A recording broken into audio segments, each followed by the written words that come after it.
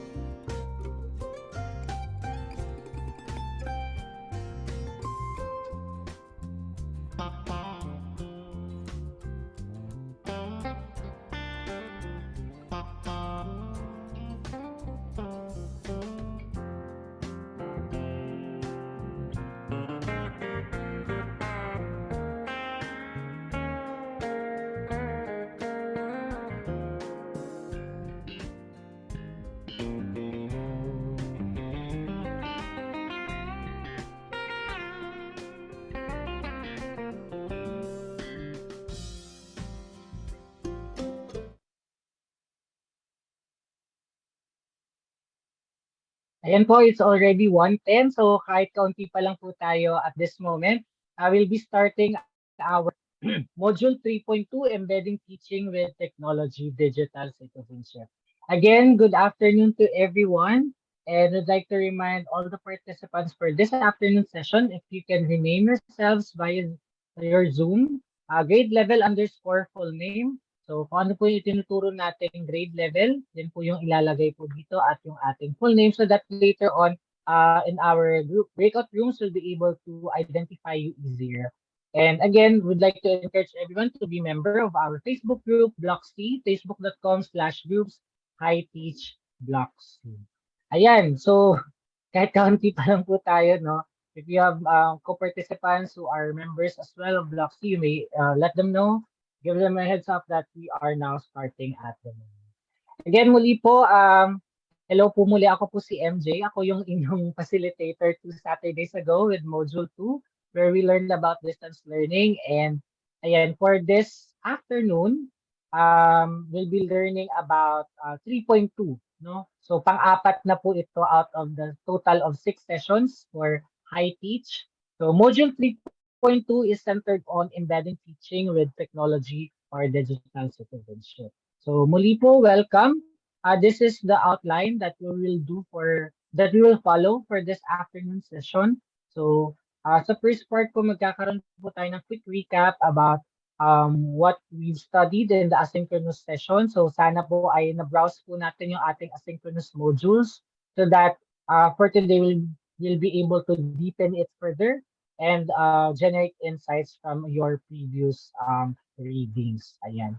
And then later on, we'll do a quick introduction of the main activity for this afternoon, which is a situational analysis through the so-called SWOT framework or strengths, weaknesses, opportunities, and strengths. And then later on, we'll do a quick presentation of what we talk about inside the breakout rooms, and then a quick summary and close.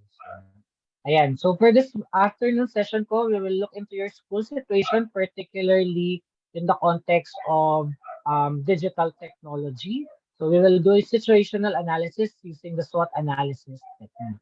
So we will define what SWOT is, analyze the digital situation in your school, and then draft suggestions on how to address or put into action the analysis you made. Okay?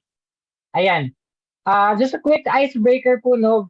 Dahil ang ating session ngayong hapon ay patungkol sa digital technologies, may question for you to start off is what digital tools have you used or are you using in your classes? Ayan, in the past 2 years na naka-distance learning po tayo, no? May ilan sa atin dito na nag-implement ng online distance learning. So, can you share to us ano yung mga digital tools or platforms or gadgets yung ginamit ninyo in your online learning? Or kahit ngayon po, yung ginagamit po natin na tayo ay naka-limited face-to-face. What are those digital tools and platforms have you used or you are currently using at the moment? You can share your answers in our chat box so that everyone will be able to see.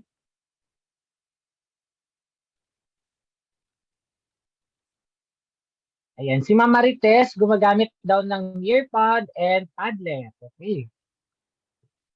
Okay. Si Ma'am Jillian, Google Classroom. Okay, this is something that is common to almost everyone, no? Google Workspace.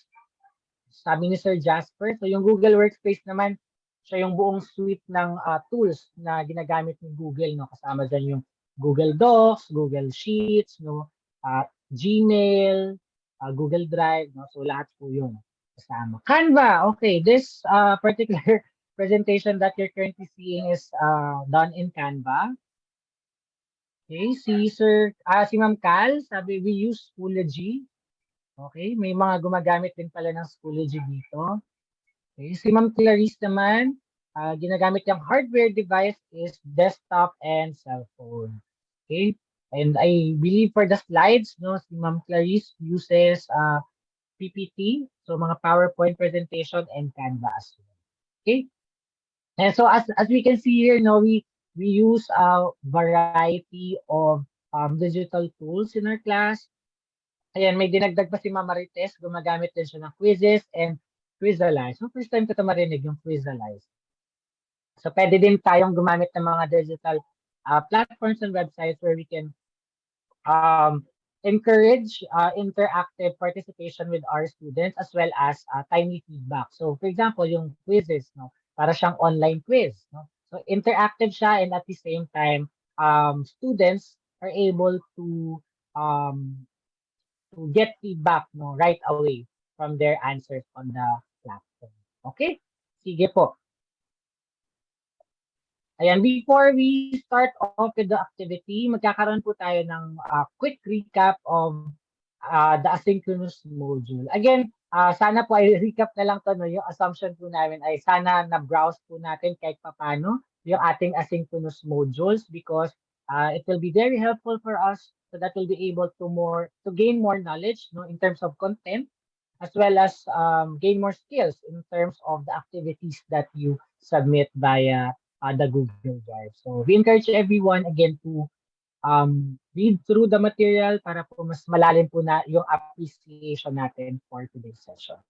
Anyway, ito po yung mga days na nakalista doon sa ating asynchronous module. So we have days 1 to 4 and then we'll go one by one. So sa day 1 po, it's about what I need to know about digital citizenship. Ayan. When we say digital citizenship, nakasentro po ito sa konsepto ng isang digital citizen. So when we say digital citizen, it's a person who develops the skills and knowledge to use the internet and digital technologies effectively. So kasama po dito yung appropriate and responsible use of these technologies to engage and participate in society. So this includes when we say digital citizenship or sometimes called also digital literacy, it makes use of technology to competently interpret and understand digital content. No? When we say digital content, ito po yung mga nakita natin online no? Via websites or applications or software. And this also includes our ability to create, research, and communicate with appropriate tools that we can use to be able for us to think critically and be engaged in opportunities and challenges that is faced by our so-called digital world. Okay? Kasama po sa konsepto ng digital citizenship, katulad ng ating citizenship, for example, bilang mga Pilipino, ay may kaakibat itong tinatawag na digital rights and responsibilities. So here are some examples of our digital rights. Right to access and use computers and or electronic devices. We also have our right to access and use digital content, rights to create and share digital media, right to privacy and digital communities, right to express your ideas and opinions freely, and our right to report anyone or anything that seems inappropriate. So, ilan lamang po ito no, sa halimbawa ng ating mga karapatan sa ating digital workspace. But as we all know, all these rights also have corresponding responsibilities. Okay? So, some digital responsibilities include the use of appropriate language and behavior when interacting with others. Respect the opinions and ideas of others. Obey all intellectual property laws. Do not use or share others' work without permission. Follow rules and codes of conduct for every internet site. And of course, lastly and most especially, our responsibility as teachers to report cyberbullying, threats, and inappropriate use of digital resources. Ayan, gusto ko lang i-highlight yung last part because for the past 2 years na tayo ay naka-distance learning, we are not able to monitor or supervise whatever our learners are learning in the digital world. No? So hindi po natin yan namomonitor, hindi natin alam kung ano yung sinesearch nila, ano yung mga ine-explore nila. No? And these cases are prone to such, no, yung cyberbullying, pag-create ng fake accounts, no, proliferation of fake news, and inappropriate use of these digital resources. Ayan, so there's actually a dedicated session in the next Saturdays about cyberbullying. So I hope you will be able to attend as well, no, sa ating last two remaining sessions for the high-page training series. Okay? And then, on day 2, moving forward, it talks about equipping myself to interact in the digital space. Malaga po na malaman natin to because we have this concept called digital footprint. The digital footprint basically is anything that you leave online. So each time that you post on Facebook or Instagram, Twitter, or any social media platform or website, or even subscriptions via email, all of those have digital footprint. No? Sabi dito, you are leaving a mark that can be seen, searched, or tracked. So you have to be very careful and think about what you share to the world. Lahat po ng ating ginagawa online ay merong naiiwan na bakas. No? And merong dalawang uri ng digital footprint. We have the active digital footprint and the passive digital footprint. When we say passive digital footprint, ibig sabihin po nito, we have our personal data collected without us even knowing it. So for example, um, nag-connect ka sa public Wi-Fi sa isang cafe or sa isang mall, no? When you visit a website, the server may log your IP address and they can identify even, no? Yung ISP nyo, yung approximate location, no? So all these personal data are being kumbaga harvested from you without you even knowing it. So that's passive digital footprint. And then on the other hand, when we say active digital footprint, these are data online that you created when you voluntarily share your information online. So for example, remember the first time that you sign up to Facebook? Pag nag-sign up ka sa Facebook, hingin yung full name mo, they will ask for your birth date, no, your sex, or your location. No? These are personal data that you voluntarily input in a certain website or platform. So yun po. Some other examples of digital footprint are these, no? Search history, kasama po lahat ng browsing history nyo, even your incognito mode, even text messages, photos, videos, tag photos, yung mga nilalike natin, mga ina-heart or ini-angry sa Facebook or Instagram, lahat po yan ay halimbawa ng digital footprint. And we ask ourselves, no, why does it matter? Na, okay lang naman yan, wala namang makakapansin dyan. No? It matters because once information is online, it can be difficult or even impossible to review. No, pag nag-post po tayo sa Facebook, for example, like, halimbawa, galit na galit ka sa isang tao, tapos later on na-realize mo na mali pala yung galit mo, tapos dinelete mo. No? Marami nang nakakita nun. No? Meron ng certain kind of engagement, and even siguro some people might gossip about you. They will screenshot your post, no? Even though deleted na yan, no, may naiwan siya, no, na digital footprint. It also determines your so-called digital reputation of some sort. No? Whatever we project on social media, for instance, can also be seen and reflected on us offline. No? So may mga content din na intended for example, private group or like mga individuals. No? So minsan namamali tayo ng pag-send. So we should be very careful on that. And of course, lastly, may nagsasabi na kung ano daw yung reflection natin on the digital world is also a reflection of us in real life. So maybe some people, no, our employers, for example, our principal, our students or parents of our students might look at your social media, for instance, and baka or bad way. No, baka prone to misinterpretation. So we should be very careful of what we leave online. And with that, it is important that we observe some digital etiquette or so-called netiquette so that we will be guided about our behavior and composure online. And always remember that there's a human on the other side of your digital interaction. Our interaction in the digital world is a mirror of us being humans and also the people that we interact with on a day-to-day life. So always remember na isipin natin na may ibang tao dun sa pinagko-commentan natin or dun sa ini-angry post natin. No? So parang one-on-one interactions din siya. It's just that it's digital. And then, apply your normal standards of behavior to your behavior online.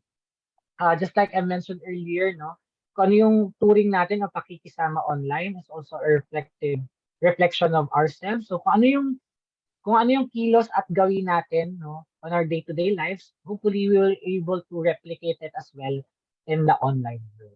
And be aware of context. Some websites or platforms have a dedicated audience. So, for example, some groups are for children, some groups are for like for everyone, and then there are some groups like for adults only. So, you should be mindful of these context because it varies, no, yung content as well as the communication process involved in these platforms. And next, we have respect other people's time and bandwidth. So, ayan, tignan lang din natin kung relevant ba or appropriate ba yung content na ipopost natin or i-comment doon sa konteksto ng post ng ibang tao.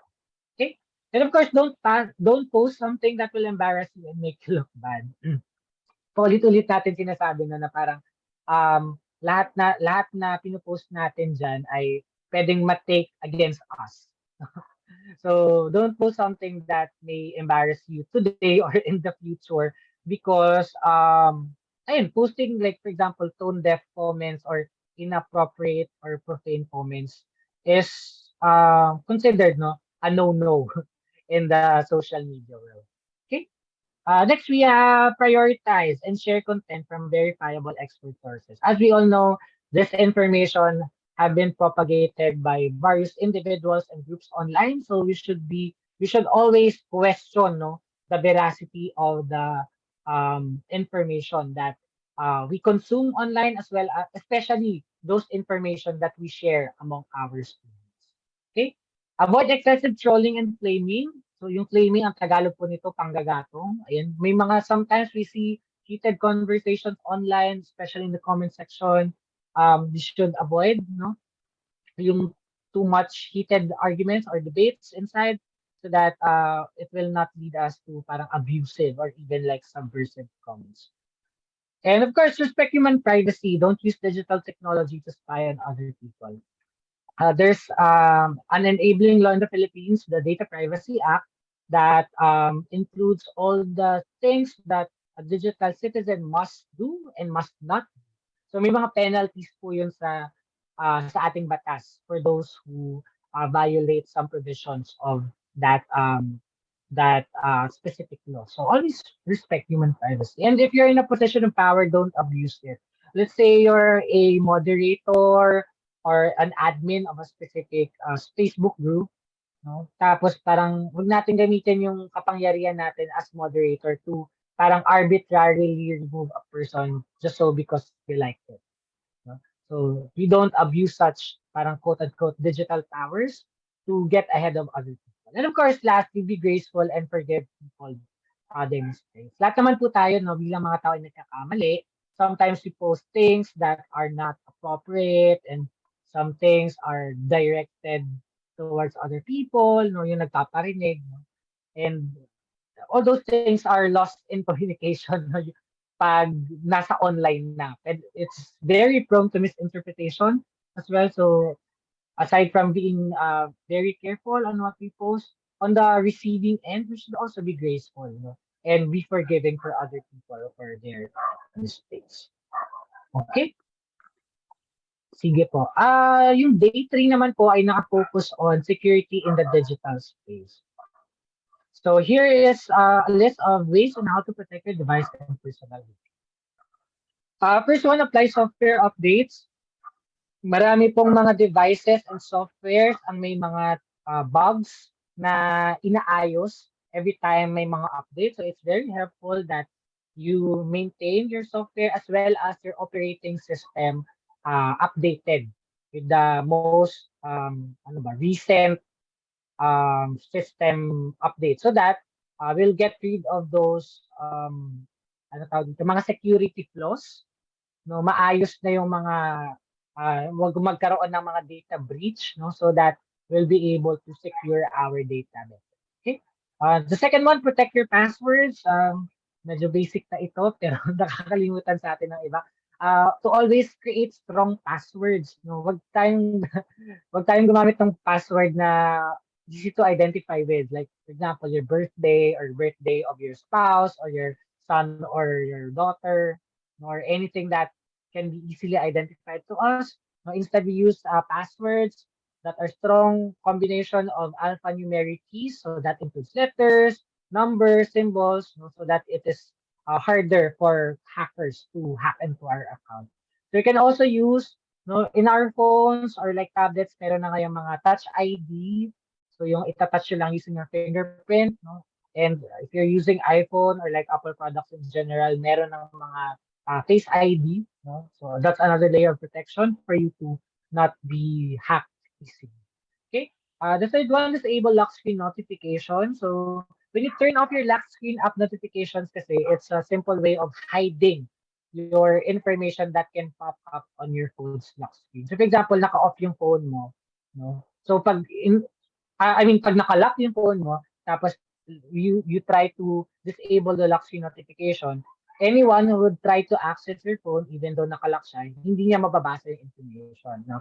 Or let's say, for example, when you're riding public transportation, no? Kung nasa jeep ka, tricycle, or bus, or train, and then you're using your phone because you're chatting with someone else, which is a very, let's say, a private matter. So kung ayaw mong makita nung katabi mo, yung nag-pop na notification, no, you can always disable that specific feature. No? And then next one, we have lock your apps. So aside from creating a strong password in your cell phones, you can also try to lock your apps. So yung, for example, na-unlock na yung phone mo, yung messenger mo, nakalock pa rin. So may mga ganong like applications or like security features ng ibang like phone brands which allow the user to lock their own apps. Okay. Number five, keep browsing to yourself as much as possible. As possible, we avoid the use of public Wi-Fi, no, para hindi tayo prone to data harvest, no, without us knowing it. So, kung gagamit po tayo ng mga free Wi-Fi spots, for example, in malls, cafes, restaurants, it is helpful that we have a VPN, no, yung tinatawag na virtual private network, so that we are ensured that our data is protected. Ayan. Kasi may mga cases po na ninanakaw yung ating data, no, at yung iba binibenta pa, no, sa ibang mga corporation. So it's very helpful as well to number 6, encrypt your data. So this is more of an advanced level of protection. So kung medyo techy ka and you're into IT, you may want to encrypt your data so that kahit sino mang mag-access ng data mo ay nakascramble yan, and no one can understand that without the security key or password. So that's kumbaga the strictest kumbaga level of way of securing your data. And of course, lastly, number 7, back up your files. Kaya, mura na lang po ngayon yung ating mga USB flash drives, no? And if you have some savings, you can also invest on a hard drive na, like for example, a 1 terabyte hard drive where you can store all your data files. And ayun, if you're using your DepEd email, meron pong bahagi ng Google Workspace ay may Google Drive where you can store all your data files online. Ayan. So para siyang folder that you can access anywhere, anytime na naka-upload online. So pwede nyo i-upload yung inyong mga class records, yung student, yung mga profiles, ganyan, or like anything related, no? Or even like slides, PowerPoint, so that, for example, makorrupt man yung storage nyo, or let's say masira yung laptop or device, ay meron po tayong backup lang. Okay? And also part of securing our digital space is having a concept of digital well-being. Okay? It is a term used to describe the impact of technologies and digital services on people's mental, physical, social, and emotional health.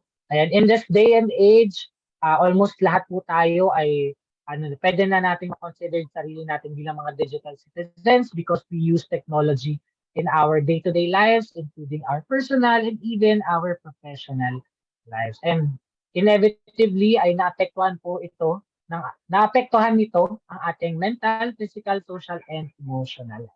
So I posted here a question for everyone to answer.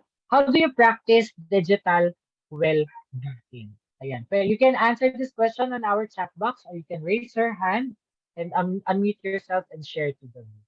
So, paano po natin napapractice or nai-improve yung ating tinatawag na digital well-being?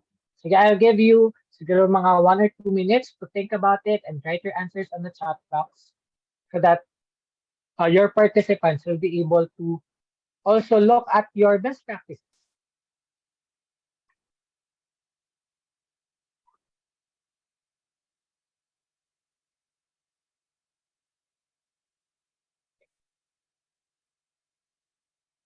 Ayan, per hour, ano pala, mga newcomers po, we'd like to request everyone to kindly rename yourselves to the grade level that you're teaching underscore your full name. So if you're teaching grade 7, so you may put there grade 7 underscore Juan de la Cruz. So that later on in our breakout rooms, we'll be able to identify faster the members of the specific rooms. Okay? So anyway, going back to my question, how do you practice digital well-being? Ayan, sabi ni Ma'am Karilagan, think before you click. Ayan, gas-gas na pero very relevant pa rin until now. No? To always think, no? Not just think, siguro think twice no, before you click or before you post, before you comment or react to any post or comment that you see online. Sige, anyone, baka may gusto pa pong idagdag? How do you practice digital well-being?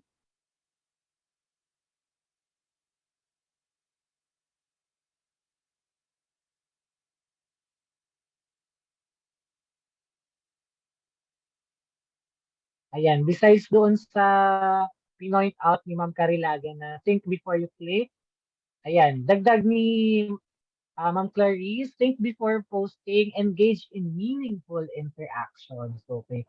When we browse through our social media especially, no, ang daming kumaga noise, no, ambient noise.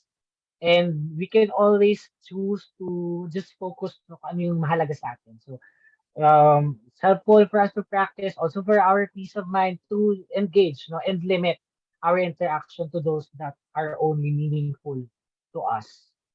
Okay? Sige po, siguro just one more best practice on how do you accommodate your digital well-being.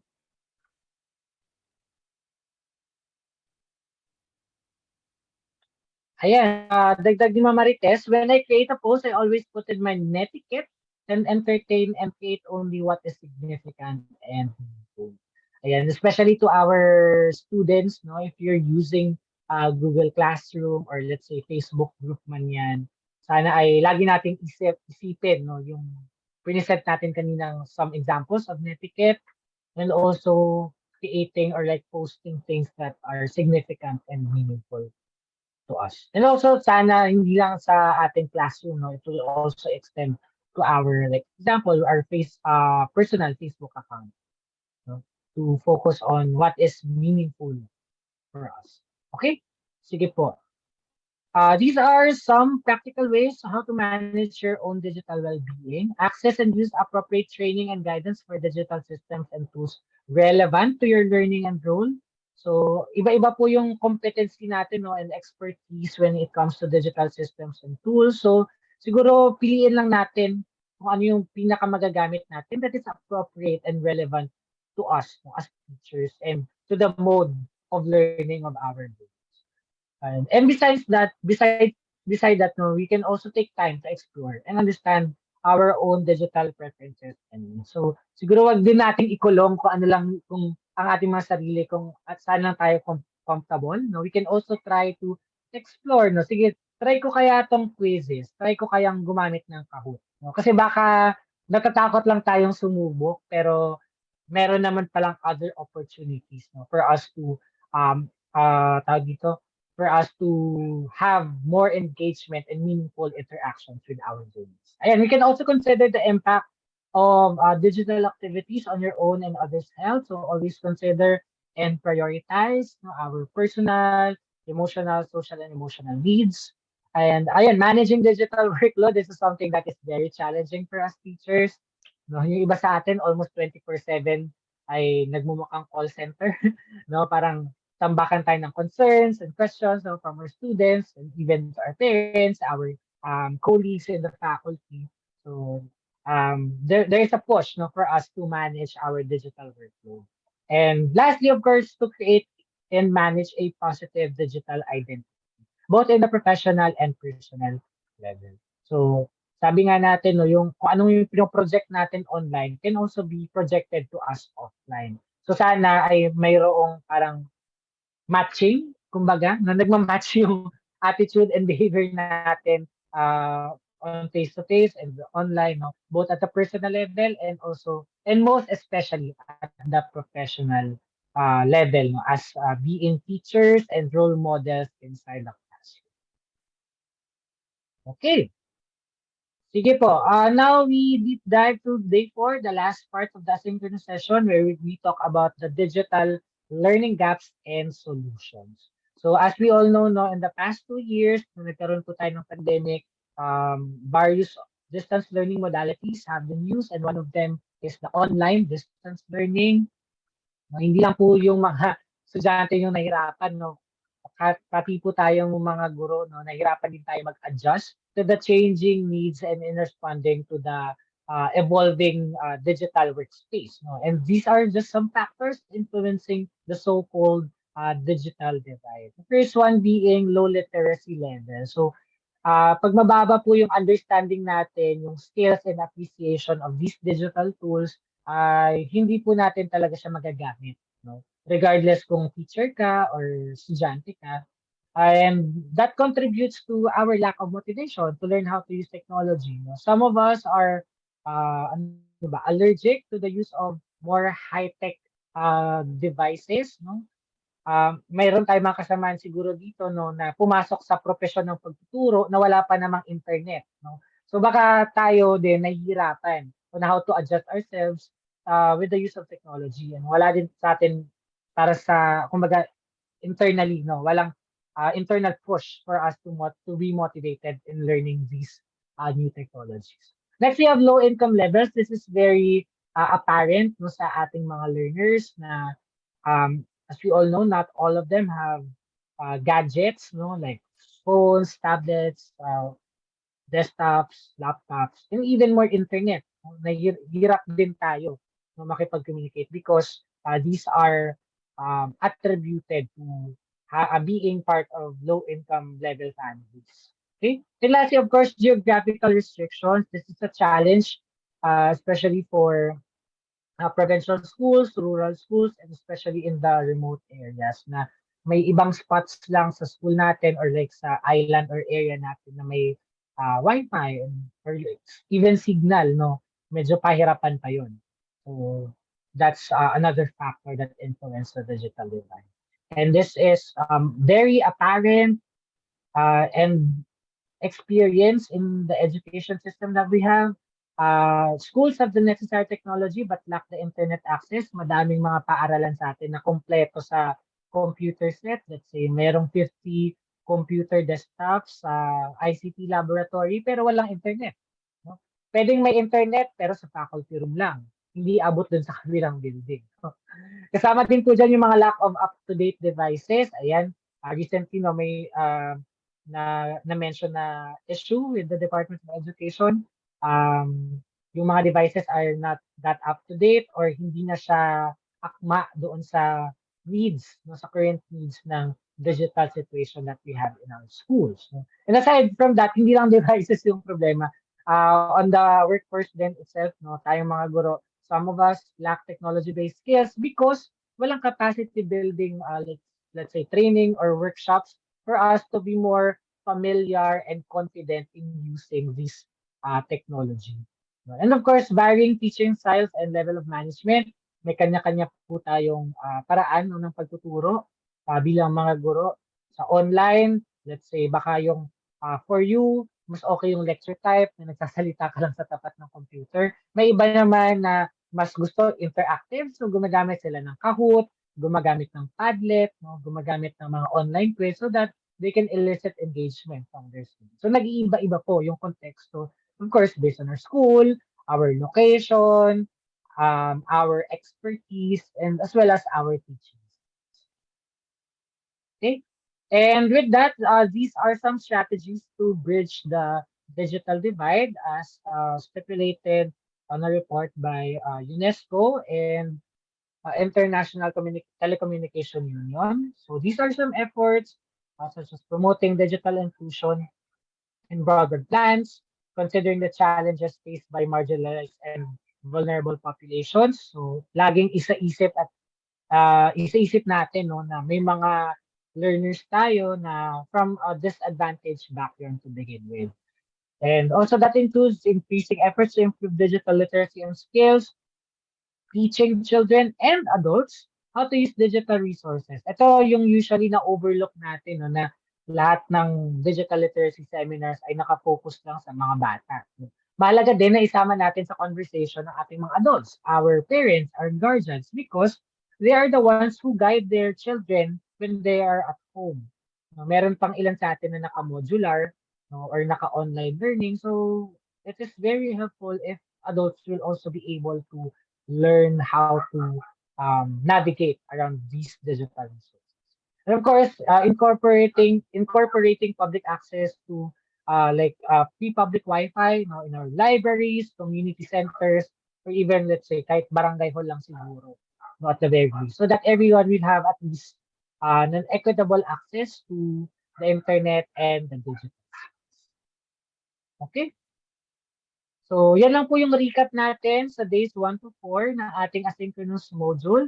So, if you want to learn more no, in terms of content and deep dive to some of the reflective activities that we have, we encourage everyone to browse through the module so that you'll be able to know better and, of course, appreciate more the content that we've been discussing for the past few Saturdays. Okay? Sige po, at this point, I'll be pausing. Are there any questions? Concerns? Meron po ba?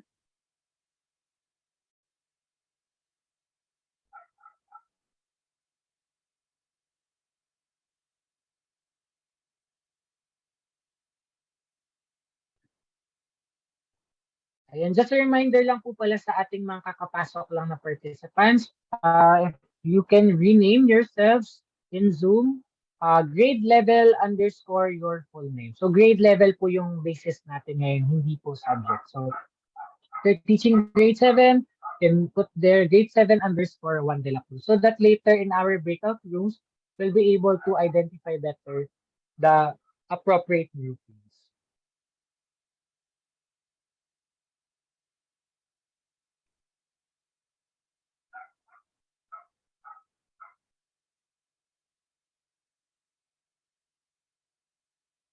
Okay?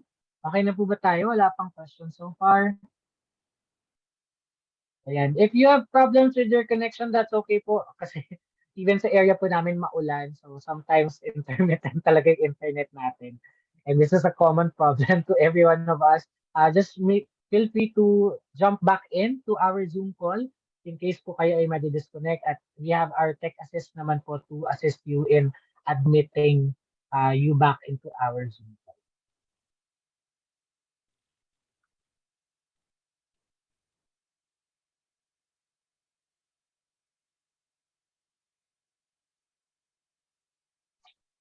Ayan, meron pa po ba tayong gusto ipahabol or gusto i-clarify?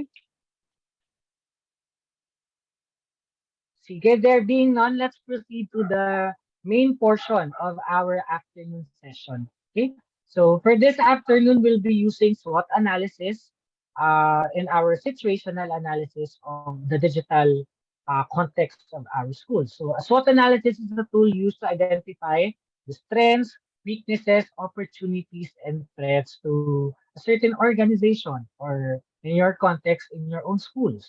When we say strengths, these are factors which the company or an organization holds expertise in and contribute to the continued success of the organization. So this is anything no that can be an asset to the group in general. On the other hand, when we say weakness, these are factors that hinders us from meeting the mission and achieving our full potential. Okay? So we can say, in layman's terms, strengths and weaknesses are internal factors that contribute to the success or failure of an organization. On the other hand, when we say opportunities, these are environmental factors that operate within which our organization that offers, kumbaga, new beginnings, parang ganon, no? Opportunities sa atin yon. When we say threats, these are factors that exist in the external environment that jeopardize the profitability and reliability of the organization. So parang strengths and weakness din po siya, pero yung difference is that opportunities and threats operates externally. No, its strengths and weakness are internal factors. Opportunities and threats operate externally. Okay? This is a strategic alternative that we can use in evaluating our organization, whatever we can or cannot do in terms of internal and external factors. This analysis also includes environmental data informs an evaluation of the position of an organization. So it takes into account the different factors that surrounds a specific problem. So kasama po dyan yung kaya environmental data. Ano yung mga other factors that exist that influence a certain, let's say, result of an action from your school. No? So, for example, bakit kaya mahina yung internet sa school nyo? It can be accounted for the lack of support of, let's say, the PTA or the barangay or the LGU. So, yan, mga external factors po yan. Okay? Conducting a SWOT analysis determines the factors that will assist the organization in achieving its objectives. And it also identifies the factors that must be minimized or overcome to attain the designers. So ginagawa po natin yung SWOT analysis so that we'll be able to arrive at specific strategic solutions on the identified problems that we set from the analysis. And with that, then po yung gagawin natin for this afternoon, we'll be doing a situational analysis using the SWOT. Okay? And we will follow 8 steps that will be showing on the next slides. And this analysis will focus on the digital situation of your school. So, papakita nyo po sa amin ano po yung konteksto ng inyong paaralan digitally. So, in terms of, let's say, access to the internet, no, availability of technology, resources, support, capacity building, etc. So, situations can be anything that you think your school needs to address.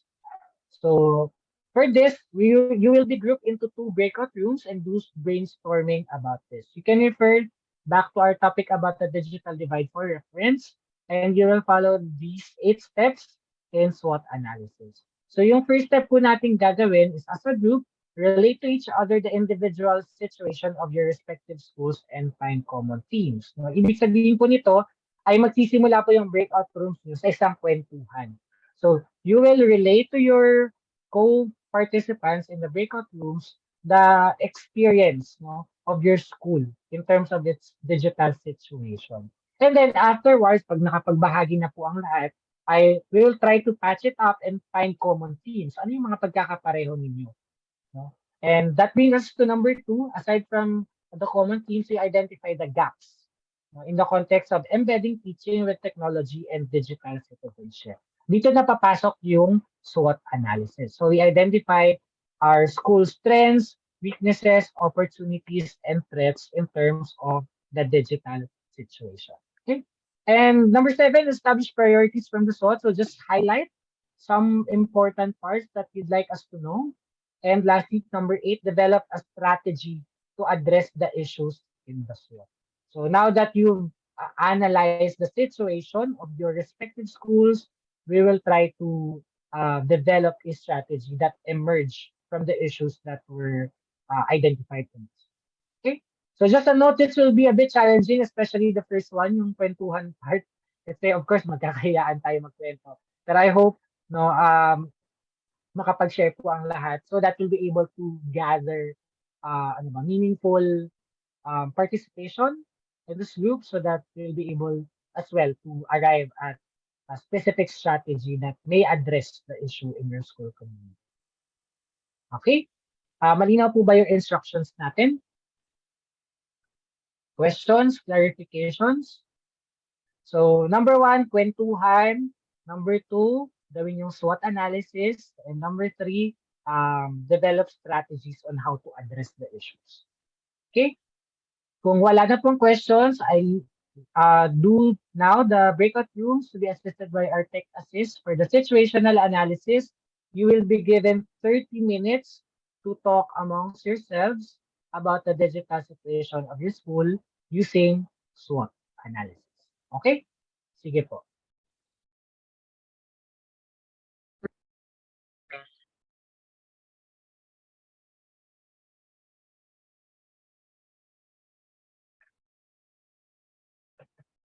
Ayun, magandang hapon po muli at maligayang pagbabalik sa ating main session. I hope ay nagkaroon po kayo ng productive conversations among yourselves, specifically about the digital situations in your respective schools, as well as the SWOT analysis and the strategies that you develop in addressing to the issue that correspond to the digital situations within your schools. So for continuation po ng ating session, dadako po tayo ngayon sa ating group presentation. So just a very quick presentation po of what transpired within your breakout rooms. So kindly present to us the SWOT analysis that you made, the strengths, weaknesses, opportunities, and threats that you found, and focus on the strategies that you came up with to address your analysis. And then afterwards, if there are questions or clarifications, we'll allot 5 more minutes before we proceed to the next event. Okay po ba ito? Sige. Siguro I'll call first the breakout room 1. Kung doon nagkakamali, si Ma'am Marites yung nag-facilitate nun. Ayan. Is there anyone from the group would like to share? Ay, pwede naman si Ma'am. Pwede naman po kayo, Ma'am, if you want. Sige po. Mukhang ako, sir.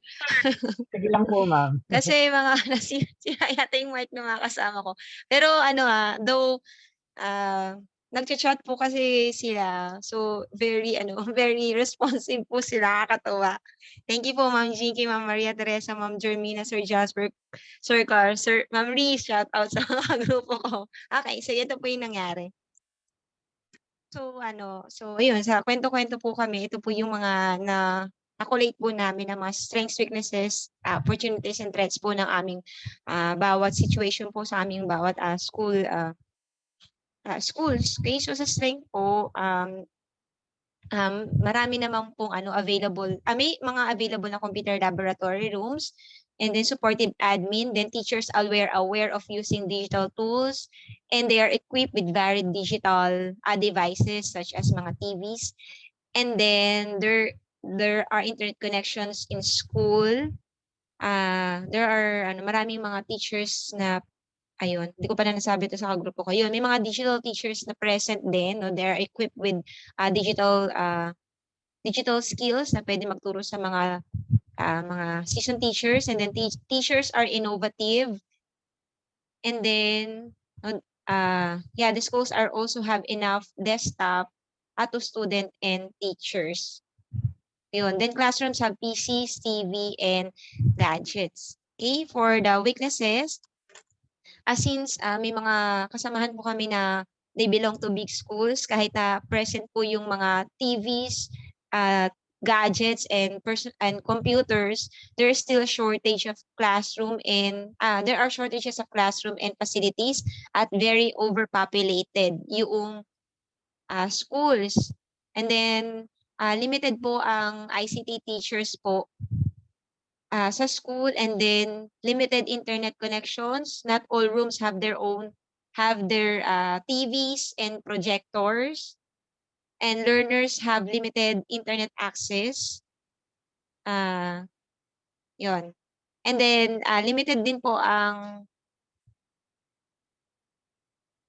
yung connection po, yung signal. Kumbaga may mga areas lang po sa school na malakas po ang signal, and then kapag pumunta ka na sa other part po ng school, wala na pong signal. So meron lang po siyang specific area sa school na merong internet signal, then yung iba po wala na talaga. Okay, so for our opportunities, supportive ang LGUs. Lalo personally sa amin po, yung mga TVs po namin ay galing po sa mga local government units.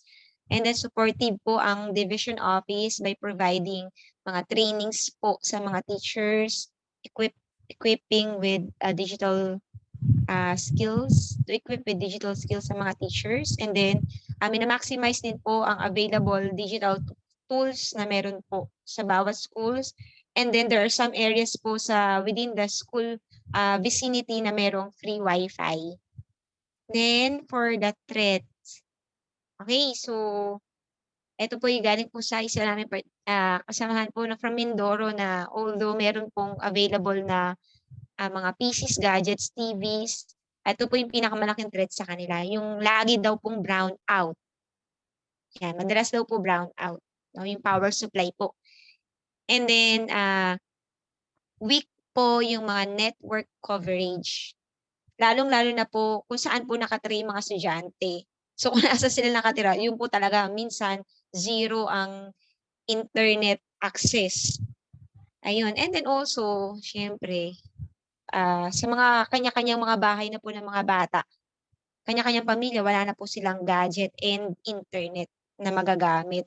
Okay, so ito po yung aming proposed solution or strategies to address the gap. Number one, limited po ang tools, digital tools na available. So ang gagawin po ng grupo is, sinuggest po is maximize whatever available digital tools or devices that the school have. Minsan po kasi may mga TV, may mga projector pero hindi nahihiram, hindi napapahiram, di ba?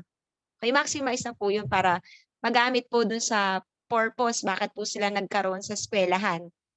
And then, when it comes po dun sa limited lang po yung mga naka-assign na ICT, pwede pong mag-train ng teachers para maging digital literate din po sila at makatulong po sa school community, no, para marami po na po. Marami pong equipped sa maalam po sa digital technology. And then sa brownout naman po, ang aming pong strategy ay isa sa mga nano po ay mag-propose po ng income generating projects, particularly po yung solar power. Okay? At itatap po ang mga LGU and other stakeholders para po ma-acquire po itong solar power na to just in case po magka-brown out. Ayun, so makakatuloy-tuloy pa rin po yung tuloy-tuloy pa rin po yung pag-aaral ng mga bata using digital tools and equipments. Then, para naman po sa walang gadgets sa bahay, yan. So, talaga hindi maiiwasan po talaga walang gadgets. Hindi naman po kami pwede mag-donate. Unless may mga teachers pa na gusto mag-donate po sa mga students para magkaroon po sila ng gadgets.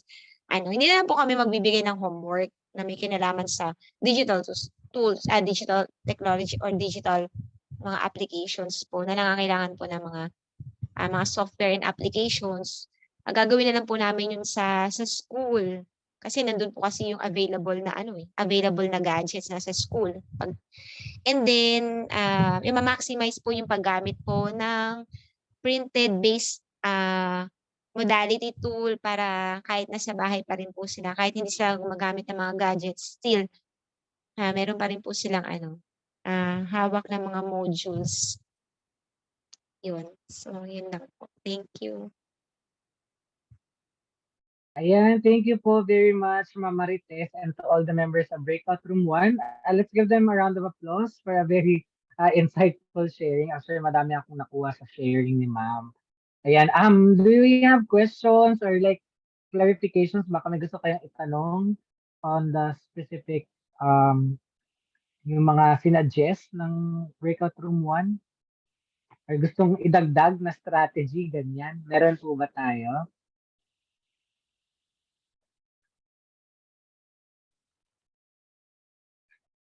And habang nag-iisip, i-highlight ko lang yung nabanggit kanina na ni Mama Marites, yung pag-maximize ng mga existing resources. Usually kasi pag sinabi nating like solution, laging iniisip natin dapat innovative, dapat bago, no, ganyan. Pero may mga solutions na very simple, no, yet very responsive to the individual needs of our school or our learners. Such as yun nga, marami naman palang TV and projector, ba't natin hindi gamitin, no?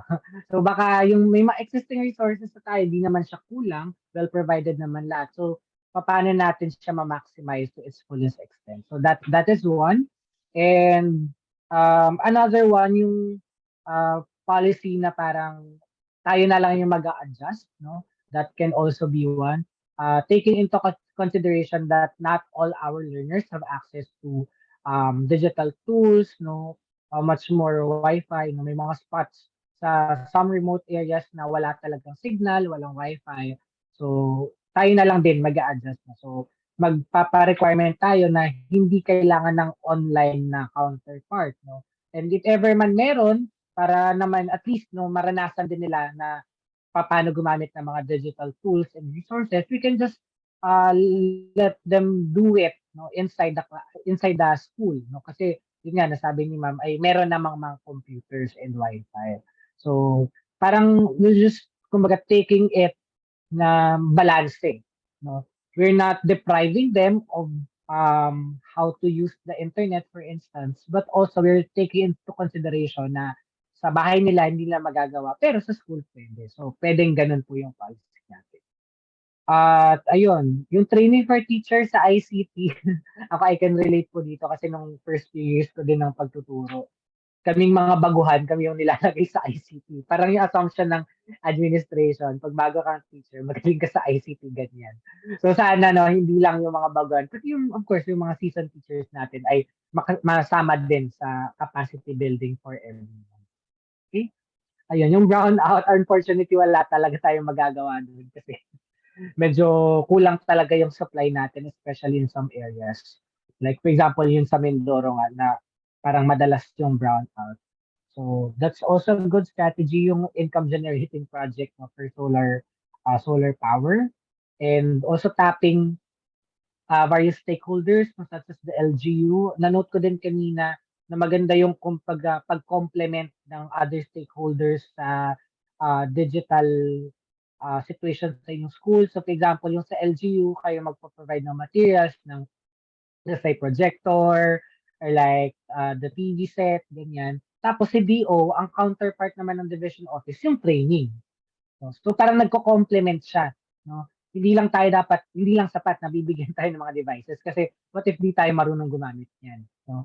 So dapat meron ding counterpart na training na which is na nagawa naman ng paraan no, through our division office. So yun po, maraming salamat to our first breakout room. Are there any additional things that you might want to add?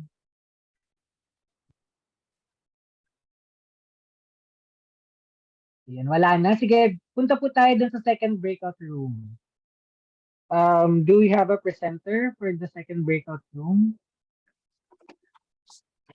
Ayun po, ako nga po, sir. Hindi po, ma'am. Okay po.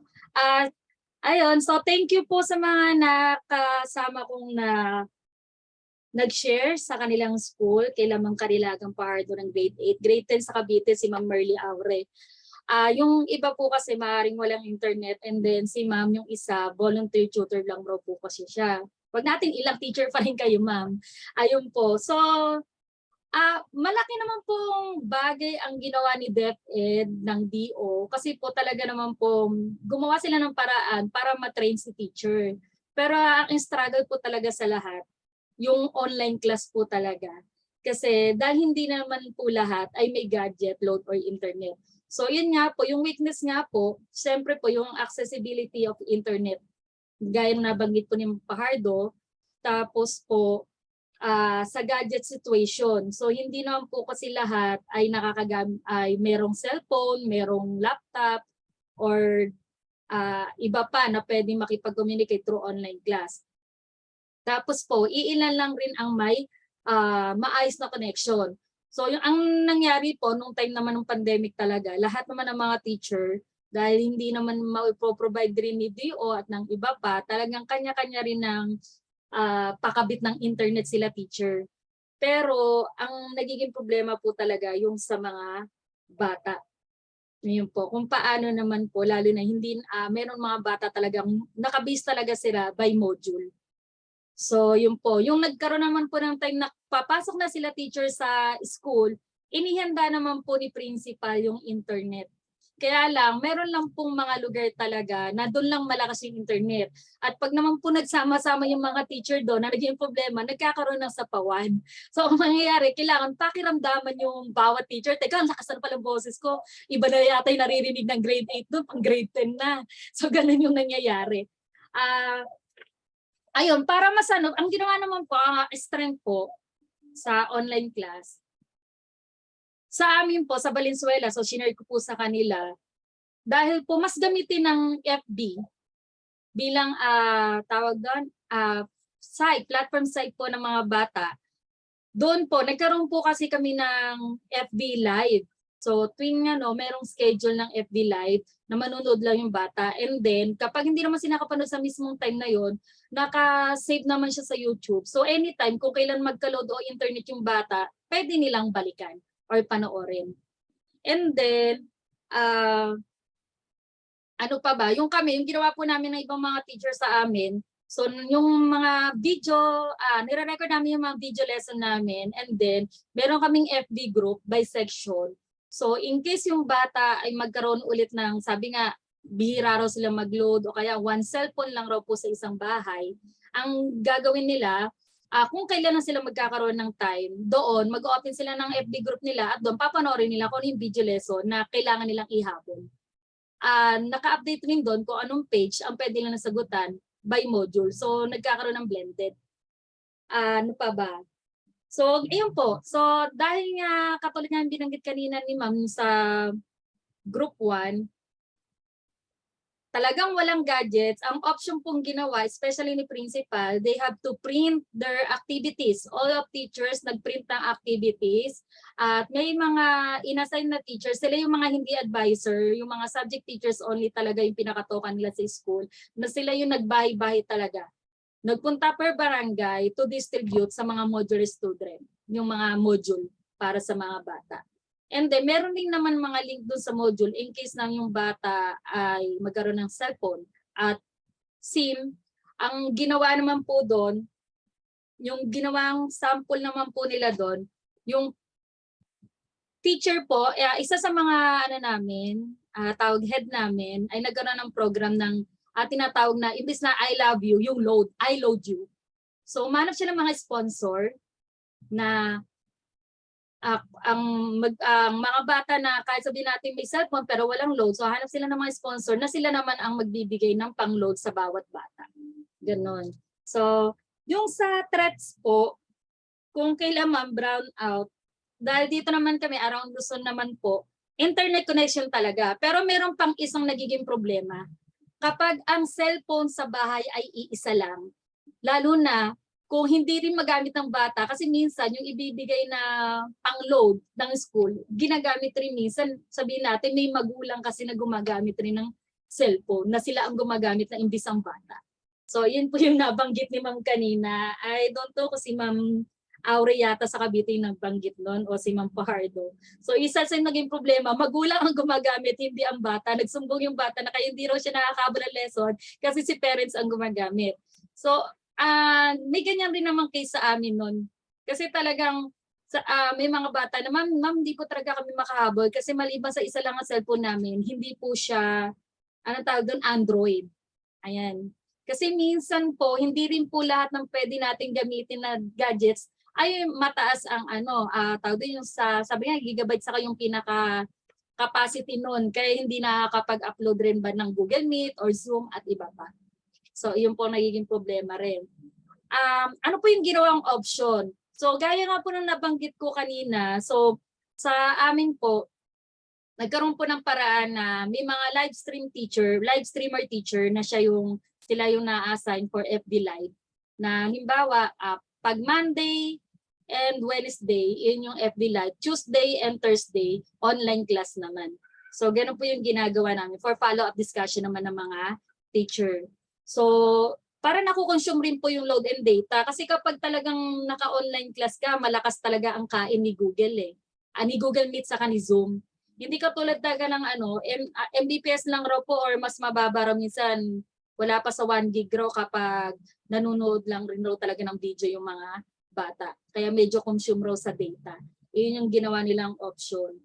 So, ganun pa rin po. Isa rin po sa ginawang strategy, gaya ng nabanggit ko po kanina, yung sa I Load You. So, maliban sa nakakuha ng mga sponsor sa LGU ng mga cellphone, ng tablets, ganun rin po. Pati sa SIM, may nakuhanan rin po, and then load rin po, may nakuhanan rin po ng sponsor para mas magamit rin po ng ibang mga bata. Yun lang po, sir. Karagdagan. Alright. Maraming salamat po, Ma'am Clarice, and to all the members of Breakout Room 2. Let's give them a round of applause for a very kakaibang sharing. Madami akong natutunan actually na may ganun pala sa ibang lugar. So maraming salamat po. Do we have some questions or clarifications? Baka may gusto kayang alamin na paano yung I load you. Paano po mag-live stream? Meron po ba tayong mga ganong tanong?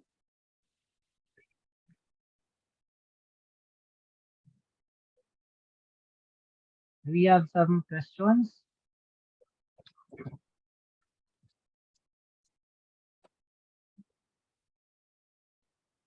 Okay naman po tayo. Sige. Ako na lang mag-highlight lang ng mga important notes natin galing sa sharing ni Ma'am Clarice. No? Actually, natuwa ako dun sa I load you. Super, kumbaga witty yung pangalan. No? I love you, I load you. And this is something na overlook talaga minsan. No? Kasi parang iniisip ng iba, pag online learning, ang kailangan mo lang ay gadget or like let's say cellphone. No? Paano nga ako meron kang cellphone pero walang pang internet, no?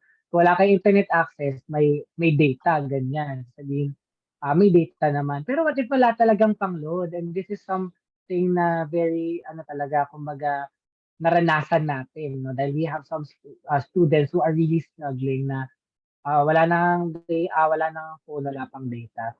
No? And unfortunately, no, may ilan tayong mga estudyante na meron nga namang cellphone, pero yung gamit nilang cellphone, yung analog, no? Hindi yung Android or like iOS na may operating system na pwedeng magpatakbo ng Zoom or Google Meet or mga something on the internet. No? So may mga ganong issues na na apparently lumilitaw or nag-emerge lang based dun sa mga naunang na-observe nating mga issue. Pero kagaya nga ng nabanggit ni Ma'am, no, may mga lumalabas din, lumalabas yung creativity ng mga teachers. Tama, may sasabihin po ba kayo? Nag-unmute po kayo kanina.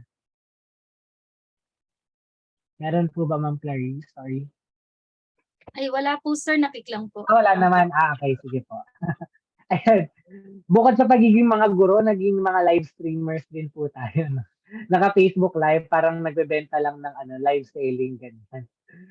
Nagustuhan ko din yung sharing ni Ma'am na parang kino-complement nila yung Facebook Live with online lesson. So, for those naman na may access doon sa maayos na internet at may gadget, ganyan, mas maigi din na may complementary pa rin na online lessons. So, bukod doon sa ating pa-Facebook Live. And of course, kung hindi sila makadalo on the specific session synchronously, meron namang mga recorded lessons. Ayan. And of course, super important din yung support from our LGU, no? Not just with the provision of cell phones, no? Kasama din yung even pag-provide ng SIM card, no? Even to some families, talagang issue pa rin pati yung, di ba magkano ba yung SIM card niyan? 50 pesos. 50 pesos pwede na ipakain sa mga anak nila. Pero sometimes talaga nakakalimutan. So, that's a very good initiative din, no? Na hindi lang gadget yung ipo-provide, meron din tayong sponsors for